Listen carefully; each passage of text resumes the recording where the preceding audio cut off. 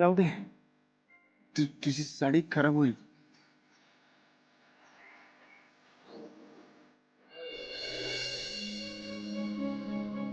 नाही जेवायला चला ना, भूक लागली असेल ना तुम्हाला.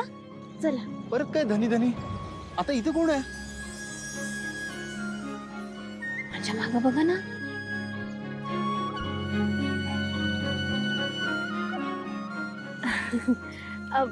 चलताय ना धनी? वय वय चला. चला. हा चला या. सावकाश या.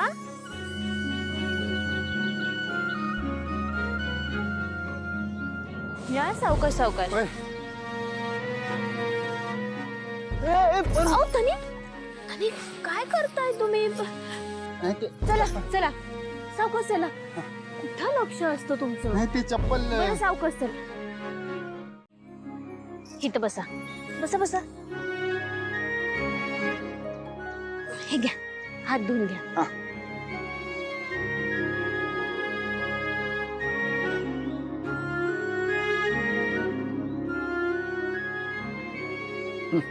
धर. हे घ्या. हं? हे घ्या, याला पुसा. काय?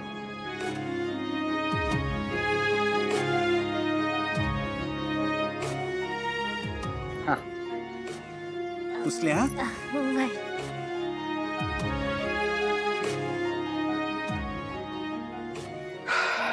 प्रीतम नंदी जेवला का?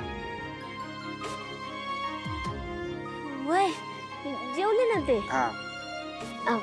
हे घ्या, तुम्ही बी जेवून घ्या. जरा जरा जरा.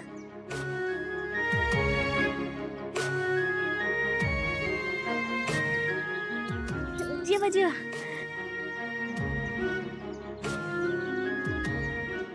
धनी, तुम्हाला तर माहितच आहे काय? आपल्यासारख्या शेतकऱ्यांचं पोट भरतं ते हे अन्न खाऊन.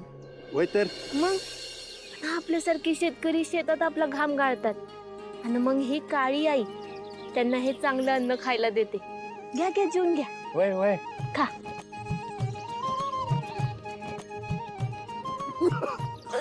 सावकाश सावकाश. हो धनी सावकाश. पाणी पाणी पाणी. नाही नाही नाही, नको पाणी पाणी. नको पाणी नको. तिखट लागलं. अहो, तिखट मरणार नाही, उलट तिखट वाढेल. पाणी नको. पाणी पाणी. तुम्ही थांबा थांबा. मी देतो.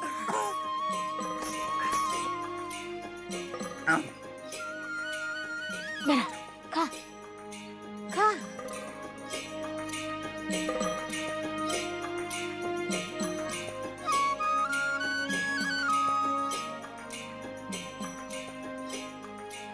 हा गेलं. गेल ना. खा खा. सावकाश खा. होय. संपव दे. पारू पार्वती ते लाडाने पारू म्हणतो. लई समाधान आहे ना या वातावरणात.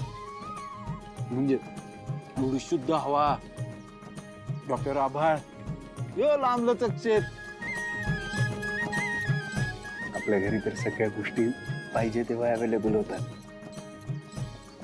हे वेगळे. खरंय, वेगळंच आहे हे.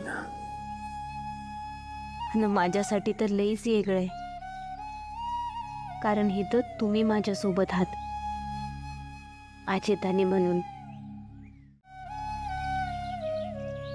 घ्या. माझ्या बायकोला धड खोटंही बोलता येत नाही. मला माहिती आहे तू जेवली नसणार आहे. हे घे हे घे. अहो अरे थांबलास का? बरं की घास तुझ्या बायकोला. तुझ्यावर लई जीव आहे बघ तिचा. तू जेवढा नाहीस तर तोंडात अन्नाचा घास पण नाही घातला तिनं.